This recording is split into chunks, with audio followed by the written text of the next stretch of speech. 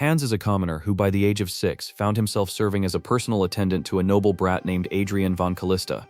What began as simple chores like doing Adrian's homework gradually expanded into learning swordsmanship and even etiquette as they grew older. After the previous lord passed away, Adrian's father Hans's responsibilities escalated further, eventually including management of the county's various affairs and businesses. Meanwhile, the scoundrel master he served indulged himself in drinking and women, leaving Hans to handle all the territory's matters as Count Callista's hidden proxy. In the present day, Hans is even forced to stand in as a substitute for military campaigns. At the moment, he's leading a small group of soldiers on a mission to locate a dragon's lair. But between the relentless reign and Adrian's less than stellar reputation, the troops are understandably skeptical about following his lead.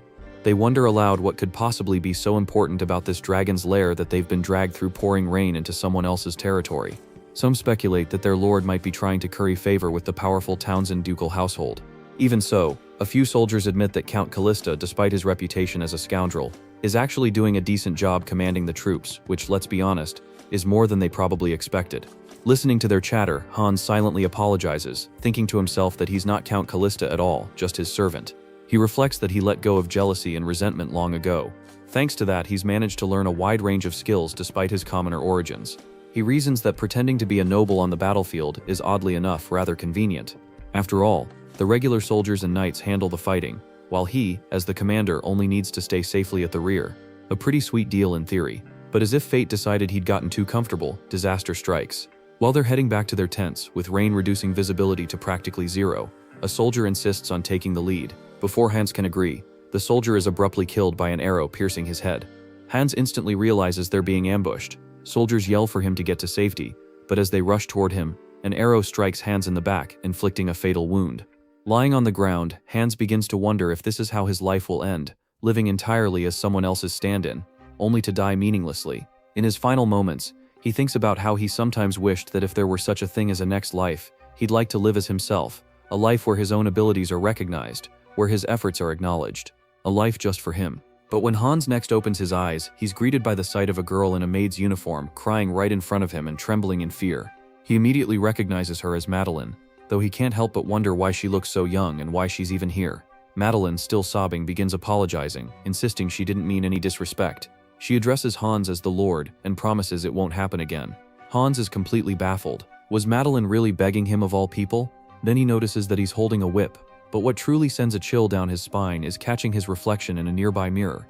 He's in the body of Adrian von Callista.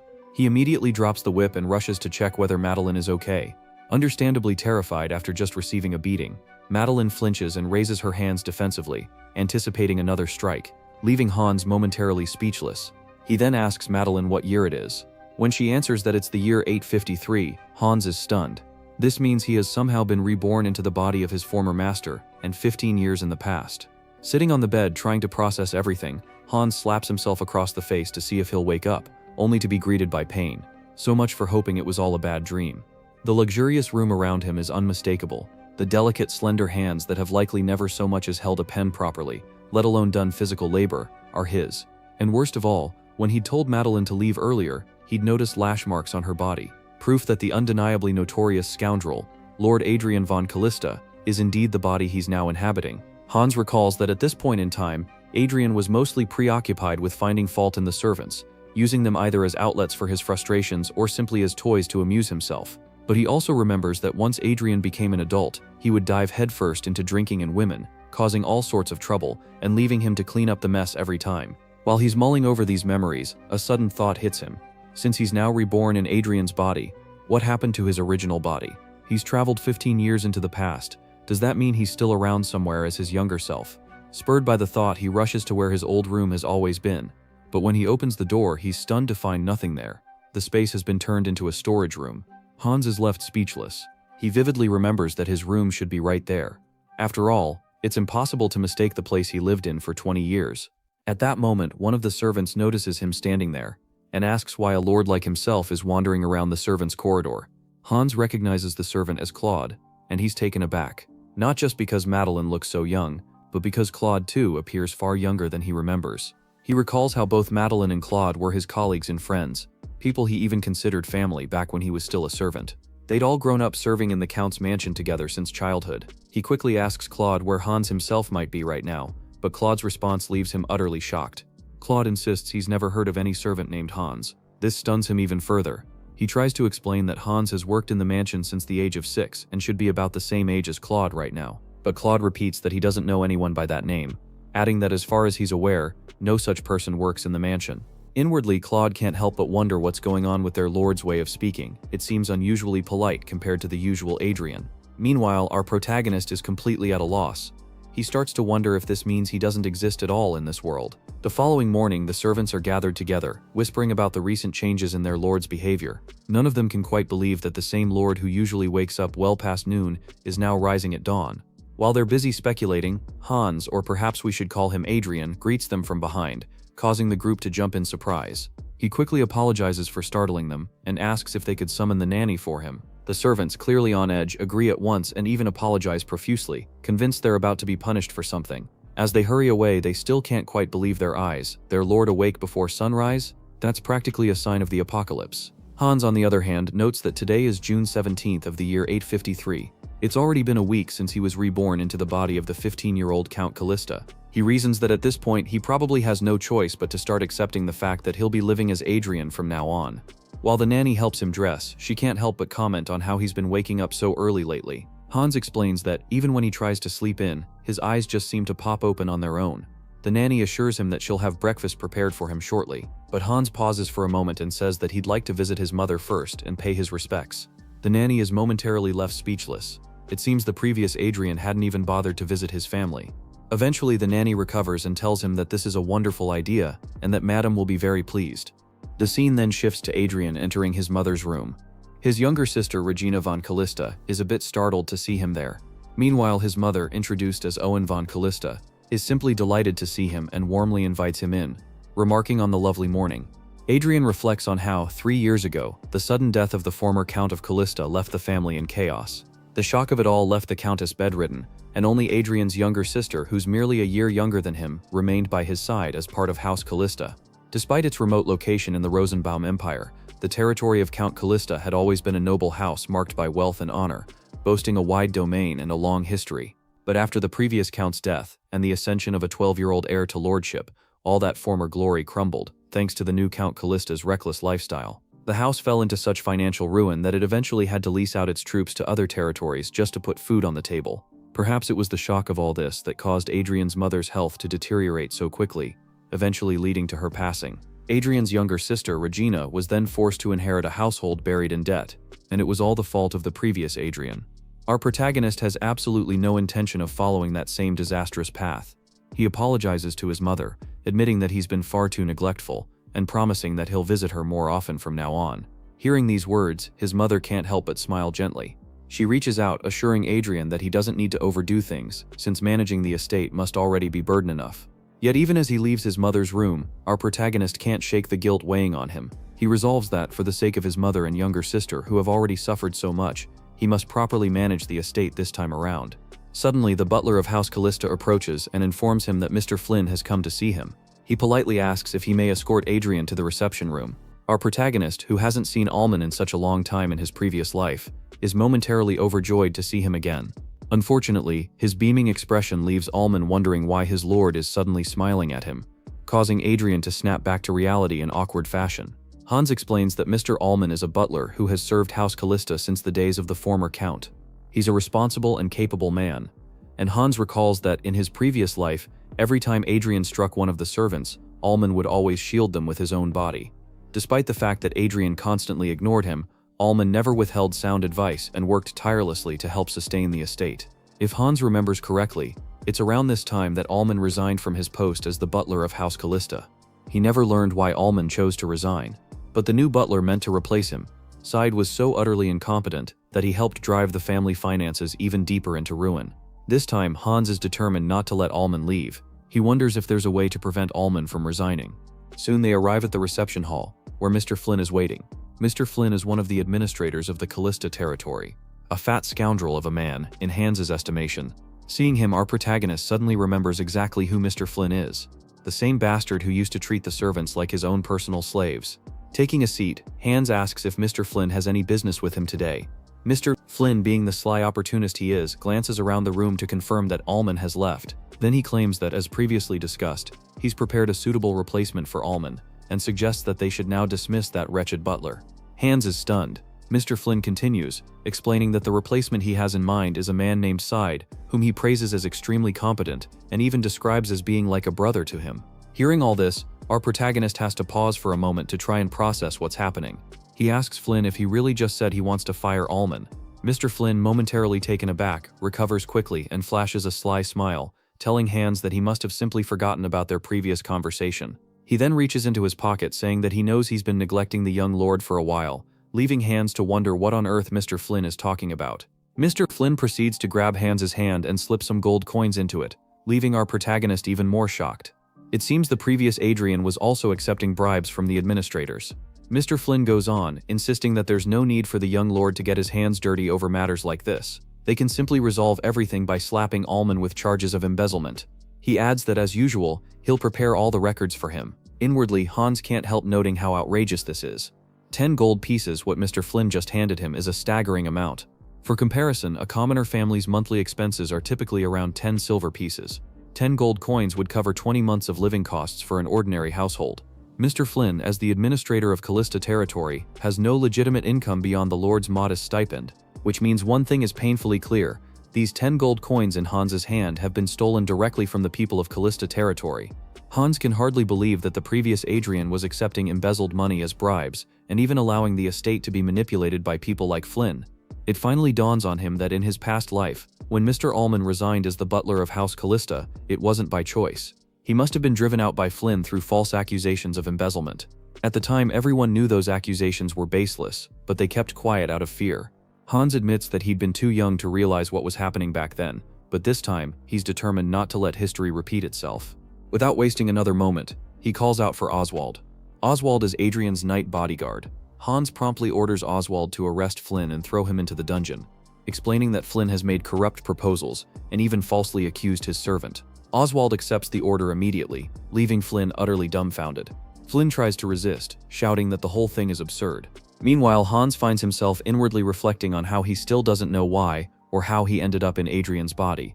But given how much suffering Adrian caused his people in the past, he vows he can't just stand by and let it all happen again. As Oswald drags the protesting Flynn toward the dungeon, Flynn keeps yelling his objections. Oswald eventually tells him to shut up, calling Flynn scum, who can't even admit when he's done something wrong. Inwardly, Flynn remains completely confused about how things have spiraled out of his control. He insists to himself that House Callista is finished. A sick woman and 2 brats are all that's left. He sneers that it's no exaggeration to say the collapsing household has only one knight remaining, Oswald. Flynn scoffs that Adrian is a fool, easier to manipulate than a village mutt. Wearing a wicked grin, he wonders if Adrian is finally trying to show some pride, but scoffs that the world isn't so kind to children. But what Flynn doesn't yet realize is that this is no longer the same Adrian he once knew. This is Hans. Upon reaching the dungeon, Oswald tosses Flynn inside rather roughly, prompting Flynn to protest that Oswald is handling him too violently. But Oswald bluntly tells him to shut his mouth and stay quiet until the Lord decides his fate. Flynn can't help but grit his teeth in frustration. He explains inwardly that Oswald is the son of the knight who once served Adrian's father. Oswald is the only knight who stayed loyal after the previous count passed away, a fact that seems to get under Flynn's skin for reasons even he might not fully grasp. With a sly grin, Flynn starts plotting a way out of this mess. He tells himself that he'll simply sweet-talk Adrian and get rid of Oswald altogether. For a mere knight to act high and mighty in front of him is something Flynn refuses to tolerate. He convinces himself that this so-called lord is just a 15-year-old boy, lazy and lacking proper judgment. And to be fair, he's not entirely wrong. The old Adrian truly had been a child who didn't understand much of anything. Flynn recalls how, in the past, he'd proposed raising the tax rate, and the old Adrian had agreed without even thinking it through. So, still assuming he's dealing with the same naive boy, Flynn reasons that Lord Adrian must simply be in a bad mood today. With a bit of flattery, he's certain he can have him smiling again in no time. While Flynn is busy scheming, Adrian finally arrives at the dungeon. Flynn assumes that if Adrian starts yelling at him as usual, all he has to do is kneel once, and everything will blow over. So, putting on a practiced smile, Flynn begins pouring on the flattery, addressing Adrian as the esteemed lord. But as soon as Flynn locks eyes with him, he's struck speechless. Adrian's eyes are serious. So serious that Flynn can't help wondering if this is even the same empty-headed kid he's used to manipulating. Panicked, Flynn begins to beg, admitting that everything was his fault and asking for mercy. Just this once.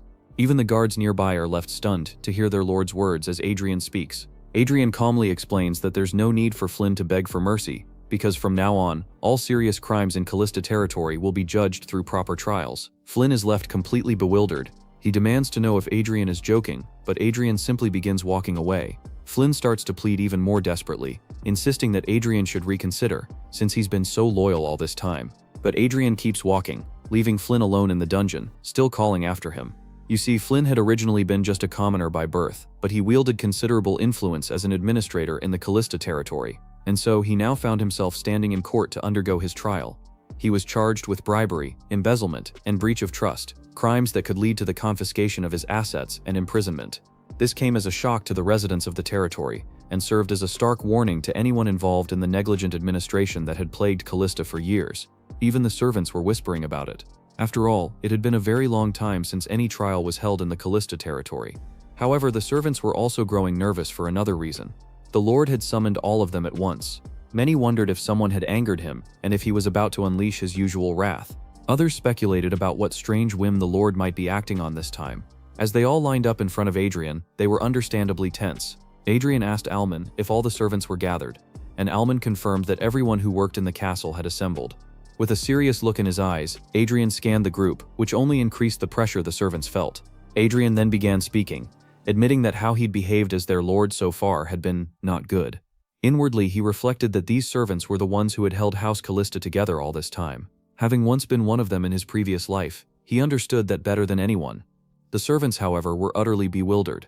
To them, Adrian was still that childish lord they all tiptoed around, hoping he wouldn't fly into a rage and hit someone today. So when Adrian suddenly bowed his head and apologized to everyone for how he'd behaved up until now, the servants were left completely speechless. Adrian continued, admitting that he'd lashed out, nitpicked, and even committed violence over absurd reasons. He added that he knew one apology today wouldn't erase all his past wrongdoings, but he wanted a chance to make amends. He went on to say that he understood how, as the head of House Callista and the lord of the territory, he'd only shown unreliable behavior so far, but from this moment on, he promised to work toward making the territory of Callista a better place for everyone, a place where people could be happy and live well.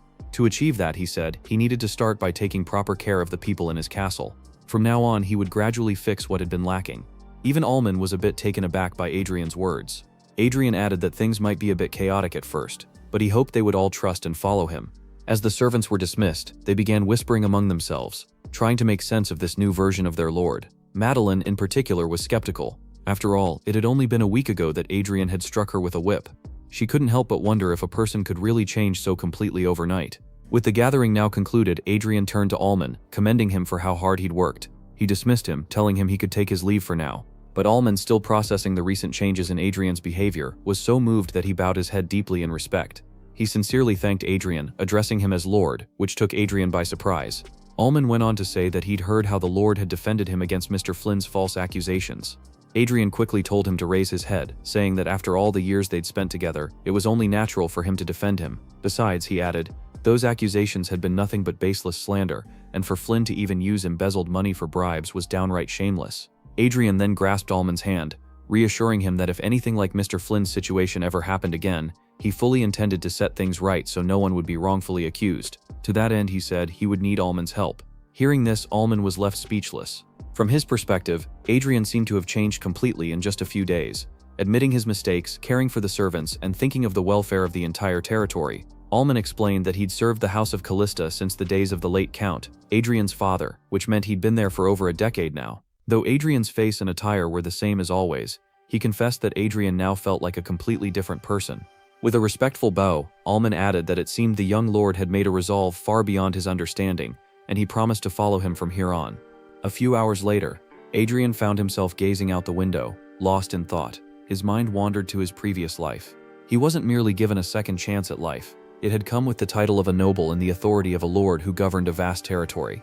He possessed knowledge of events from roughly 15 years into the future. Unfortunately, in his past life as Adrian's personal servant, he'd never handled most of the true lordly duties firsthand. Still, he knew quite a lot about administration and politics for a former commoner. Knowledge he fully intended to use to his advantage in this new life. For now, he resolved that he would protect the people dear to him, his mother and sister, who were his only remaining family. and the servants who had endured harsh conditions for so long. He also wanted to protect the land and the people of Callista territory, aiming to create a place where everyone could live the life they wanted, unbound by status. Of course, he knew that was easier said than done. Such sweeping changes weren't something a rural noble like himself could achieve just by inspecting the territory and wishing for the best. He wondered whether there was any information from his previous life that he could use to shake things up a bit. All that came to mind was the dragon's lair that Adrian had been searching for in his past life. And then it finally hit him. Since he knew the general area where it was located, he could simply go and find the dragon's lair himself. The next day, Adrian set out across his territory, determined to search for the dragon's lair. He brought several servants with him, including Alman. After hours of trekking, Alman gently suggested that perhaps they should call it a day, since the terrain was so rugged. Hearing this, Adrian quickly apologized for making the servants work so hard. Inwardly, he explained that it had been days since he'd started inspecting his territory personally, but of course this was just a cover. He certainly couldn't tell Alman and the others that he was actually hunting for a dragon's lair. Dragons, after all, were the mightiest creatures and the most intelligent of divine beings. Every single one of them was said to be nearly godlike, though they had gone extinct long ago. Still, whenever humans discovered one of their old hideouts or lairs, the entire world would be thrown into chaos. Not literally flipped upside down, thankfully. Dragons weren't that dramatic. This was because these lairs were filled with treasures of incalculable value.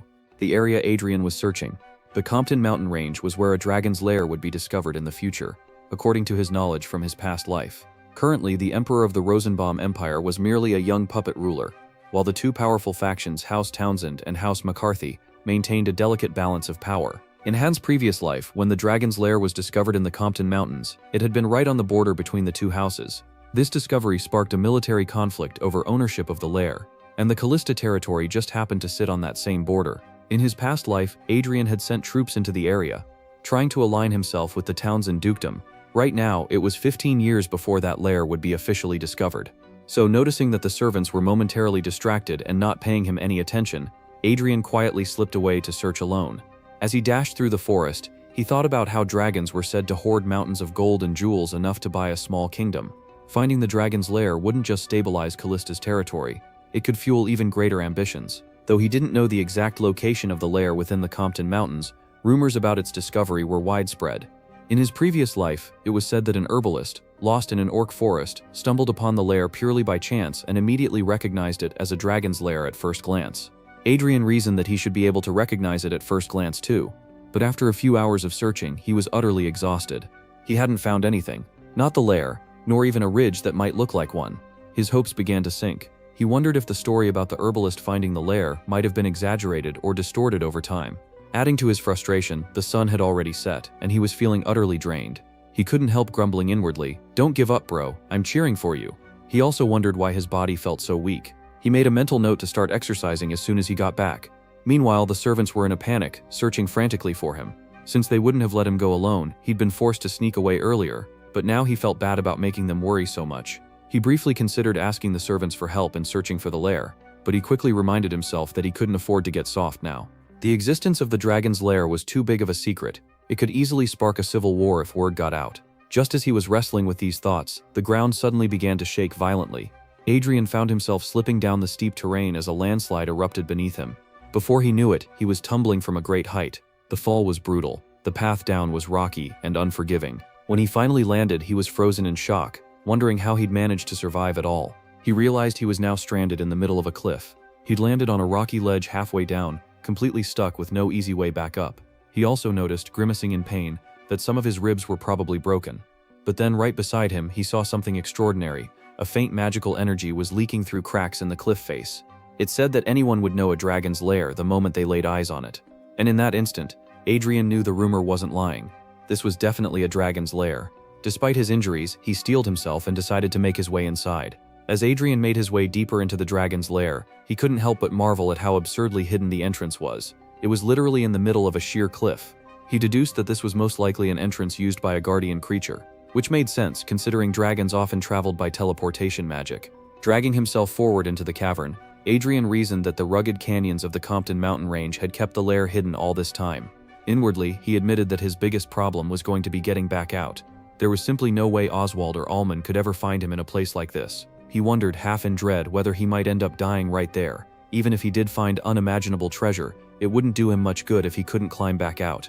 But soon, Adrian's eyes widened in sheer awe as he reached further inside. The interior of the lair was nothing short of majestic. It looked like the personal castle of the richest person in the world, if that person also happened to have a taste for grand magical architecture. There was even a magic circle engraved in the floor, radiating a subtle glow. Adrian couldn't help but exclaim inwardly at how beautiful the place was. He wondered if this was the dragon's personal space. The whole area was so dense with magic that Adrian's injuries began healing on their own. In an instant, his entire body was restored. Even the dirt and tears in his clothing vanished. Adrian was stunned. All his injuries, including the broken ribs, were gone in a single breath. He began looking around more closely. According to his knowledge, this dragon's lair was supposed to be empty.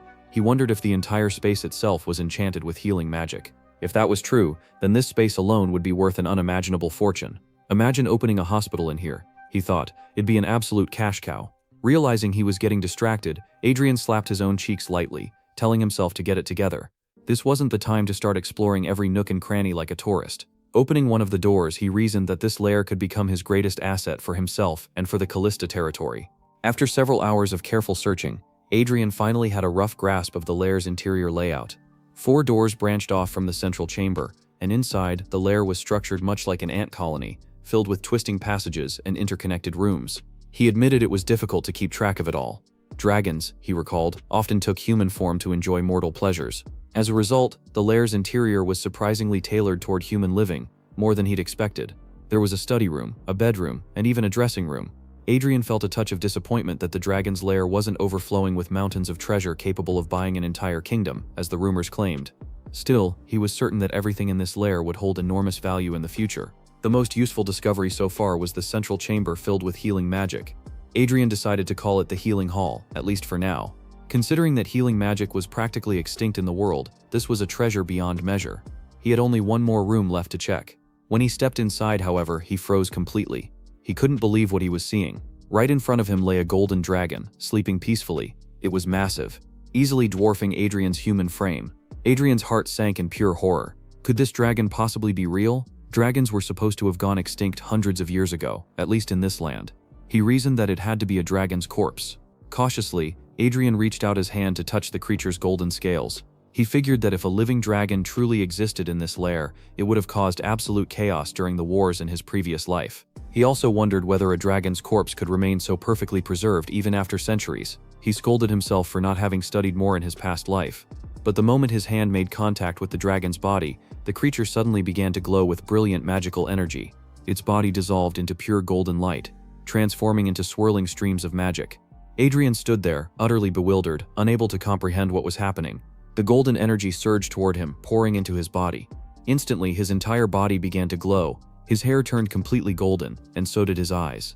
He had no idea what was happening, but it was clear that something was pouring into his very mind. Knowledge, power, or perhaps both. Suddenly, a massive magic circle formed beneath Adrian's feet. In the next instant, he was teleported elsewhere. When Adrian opened his eyes again, he found himself standing in a vast white space. Adrian glanced around, bewildered, as he tried to make sense of the vast white space surrounding him. Moments earlier, a magic circle had lit up beneath his feet, and now here he was, floating in a void that looked suspiciously like someone's minimalist interior design project. Before he could sort his thoughts, a voice echoed, addressing him as human. The voice belonged to a majestic-looking young man, whose appearance could only be described as cute, if one could call someone radiating divine energy cute. The stranger continued, remarking that humans were the weakest yet most creative species in the world, and he praised Adrian for making it this far. Adrian stared at the newcomer, suspicious. The golden hair and the strange aura practically screamed non-human. He demanded to know who the man was. The stranger introduced himself as Sifrid, explaining that he was the last head of the Gold Dragon clan, and indeed the final living dragon on the continent.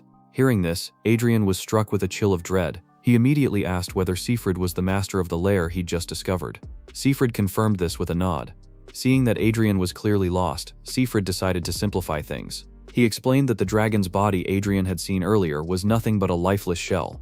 The Sifrid now speaking to him was merely the final magic he'd left behind, a piece of consciousness preserved through powerful draconic spells. Still, Adrian struggled to fully grasp what was going on, so Sifrid elaborated further. Dragons like him, he explained, were once the most superior beings in existence. Yet over time, they were consumed by endless conflicts and rivalries, until eventually, Sifrid alone remained as the last dragon on the continent. Sifrid admitted that dragons were solitary creatures by nature, so being alone didn't trouble him much. However, the thought of their vast magic vanishing forever with his death was something he couldn't accept. So he made a decision: he would pass on his knowledge and legacy to any intelligent being capable of finding his lair. Using draconic magic tied to fate and preservation, he cast a spell before his death. Siegfried explained that he'd drawn his last breath in the year 3 and that the spell was designed to last for precisely 500 years. If no one found the lair by then, his corpse would crumble to dust, and dragon magic would be lost to history forever. He added that he would have accepted that fate, but since Adrian managed to discover his lair, he had chosen Adrian as his successor. Through Adrian, the power called magic would continue to exist in the world for future generations. Hearing all this, Adrian began protesting. He claimed he had no knowledge whatsoever of the powerful magic Siegfried was speaking about. Not to mention, there weren't even 1,000 mages left in the entire world from whom he could learn.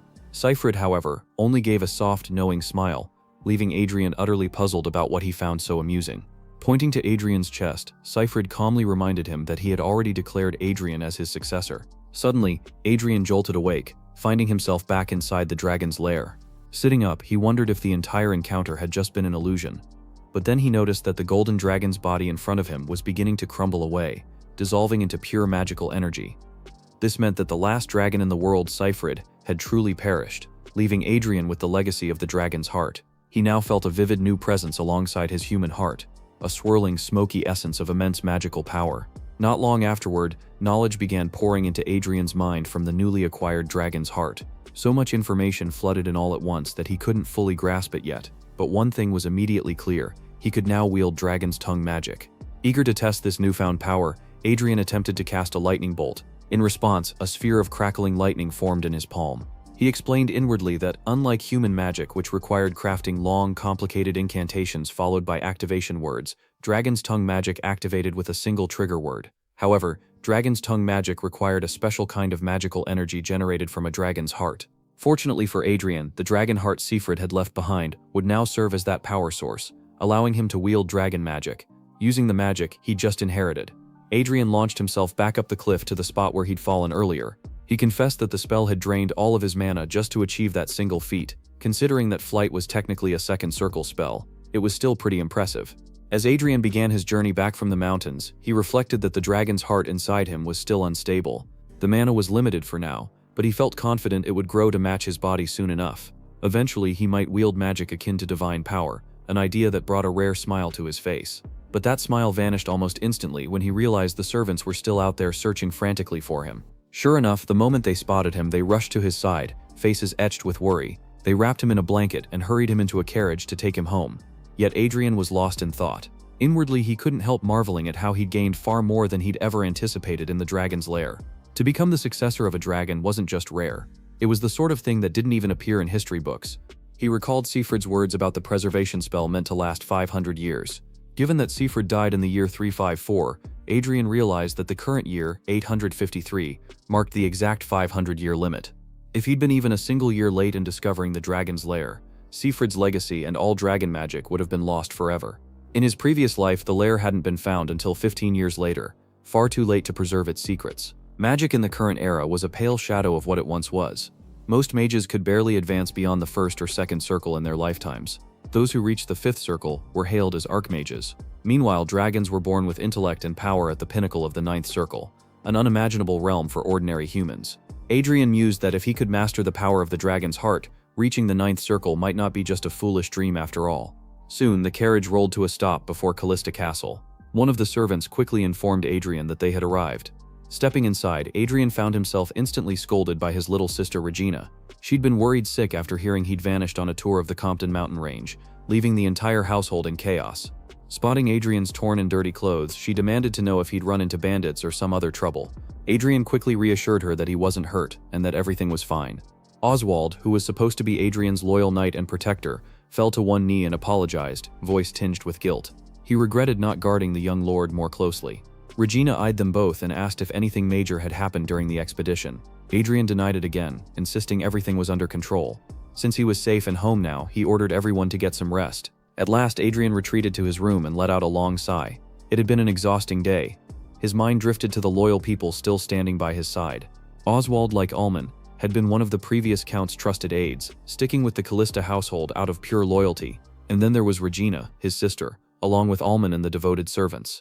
Thankfully, Adrian still had people around him who would help shoulder the burden of rebuilding the territory.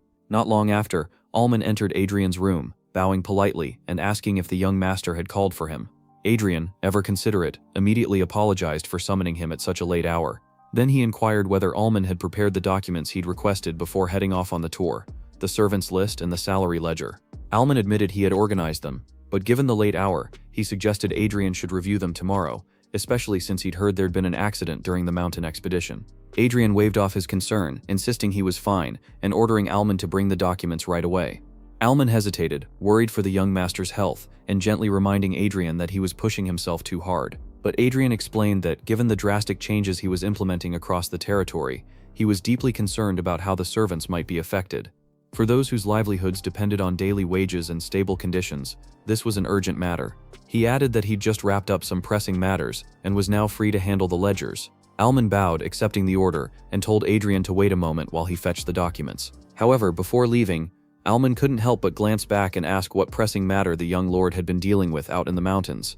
He wondered aloud whether Adrian really had to handle such matters personally while supposedly on a simple territorial tour.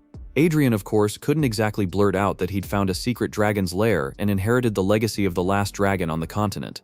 So instead, he smoothly changed the subject.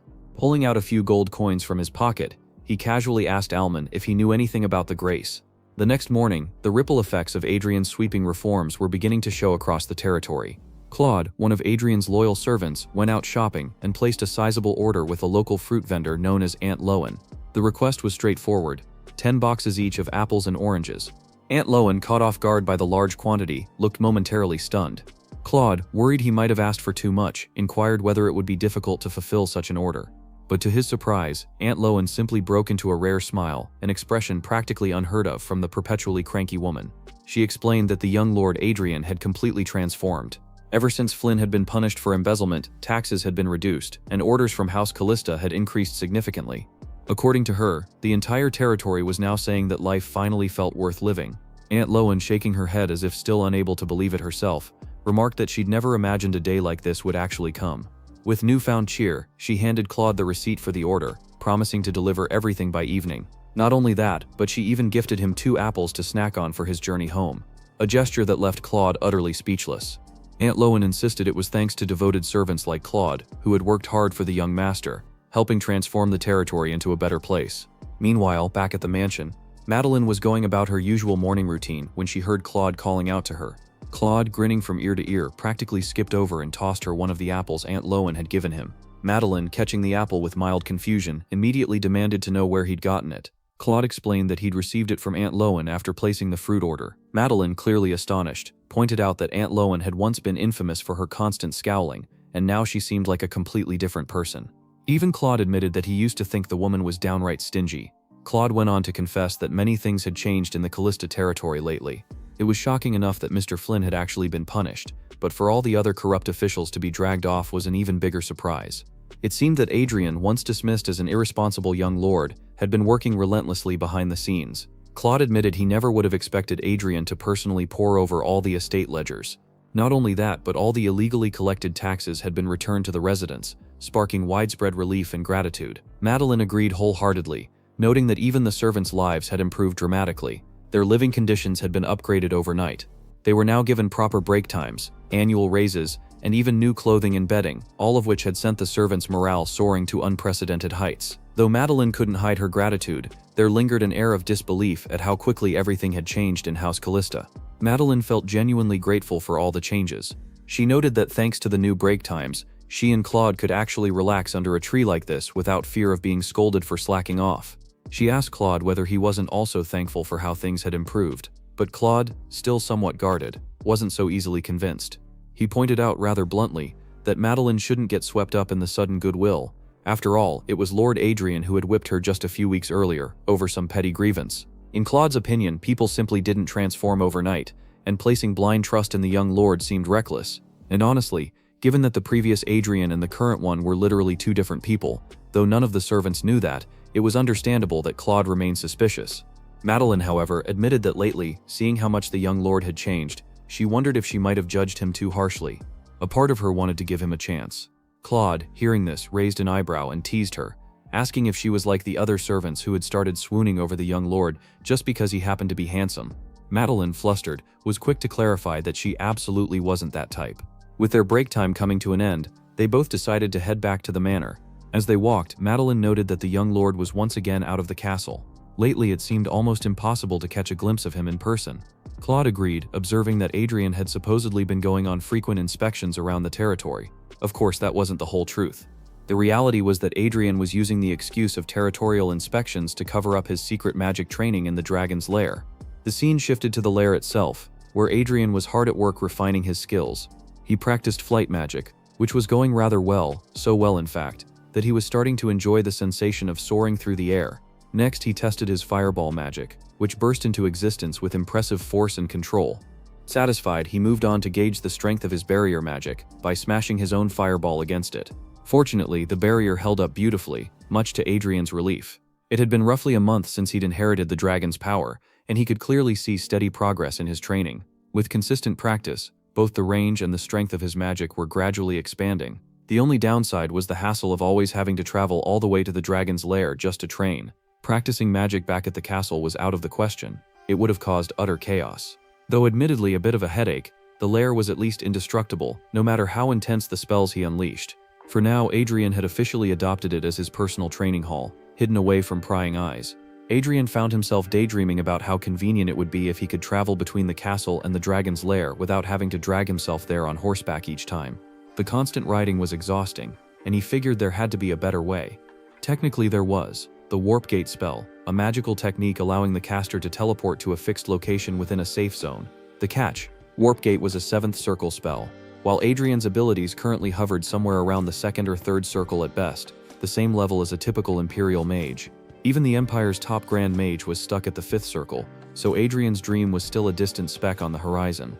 For now, his more realistic goal was to master Blink, a 3rd circle spell enabling short-range teleportation. However, after several days of trying, Adrien's attempts ended in nothing but frustration and an occasional mild headache. Deciding to give it one last shot, he cast the spell again, and to his utter shock, it actually worked. In an instant, he teleported a short distance away, leaving him grinning with triumph. He barely had time to celebrate before he was abruptly yanked into the white space once more, which gave him a proper scare. Siegfried, looking every bit his majestic and slightly mischievous self, appeared with a broad smile. He remarked cheerfully that Adrien was progressing in magic much faster than expected. Siegfried then congratulated Adrien, declaring that his recent breakthrough meant he'd definitely surpassed the beginner's level of magic. As a reward, Siegfried revealed that Adrien had just unlocked a new section of the dragon's lair, and that the more Adrien advanced, the more valuable things he'd gain access to. Adrien was completely taken aback. He wondered aloud if Siegfried had designed the lair so that new areas only opened as its owner's magical power grew. Siegfried explained it was indeed intentional, and all because of humans. If someone greedy stumbled upon the lair, they'd probably snatch up the treasure and ignore the magic entirely.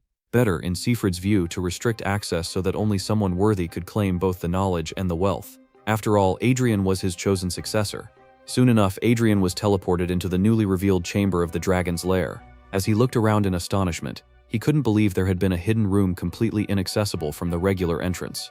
This chamber was overflowing with treasures, glittering and piled high. Adrien finally understood why rumors claimed a dragon's lair held enough wealth to purchase a small kingdom. He realized the reason he hadn't seen any of it before was because it had all been concealed by powerful magic. Siegfried had mentioned that even more treasures would gradually unlock as time passed, which in Adrien's book was definitely cool. Eagerly, Adrien began exploring the room, studying the various artifacts displayed everywhere. He noticed that most items were labeled in ancient runes he couldn't decipher, leaving him puzzled. He speculated that these inscriptions might be names for the accessories or relics. Trying to decipher one, he managed a rough translation that seemed to mention something about the Queen of Tears, afternoon spring, and the blessing of the gods. Thoroughly baffled by what any of that meant, Adrien decided to research the artifact in one of the books stacked nearby.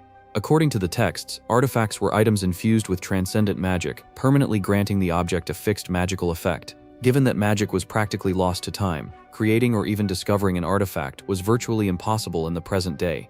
Adrien reflected wryly that a humble backwater noble like himself would normally never encounter even a single artifact in his entire lifetime. And despite having the dragon's magic, he was nowhere near the level required to craft artifacts himself. As he kept browsing through the shelves, he realized that almost every single book in this section was dedicated to artifacts. That led him to wonder whether this entire treasure room was filled exclusively with magical artifacts. an idea that left him both awed and slightly dizzy at the thought of just how much power and wealth he'd stumbled into. Adrian observed that there were precisely 10 artifacts displayed in the newly revealed chamber of the dragon's lair. Conveniently, each artifact came paired with its own explanatory book, allowing him to easily determine which items would be the most useful to him right now. The first artifact to catch his eye was called Spring Afternoon, crafted by a 7th Circle Archmage for his ailing wife. It was a ring infused with healing magic, simple in appearance but invaluable in function. While healing magic generally wasn't known for its efficiency, this particular ring worked by boosting the wearer's vitality. Adrian figured it might not be enough to cure serious ailments outright, but for his weakened mother, it could prove to be a tremendous help. Next, Adrian examined an artifact named Dance of the Shadows, created by none other than the red dragon Burstein. Though its appearance was unassuming, activating it cloaked Adrian in a swirling red aura. As he tested it by leaping around the chamber, he noticed there were no footprints left behind, and all sounds seemed to vanish entirely. It went far beyond mere invisibility.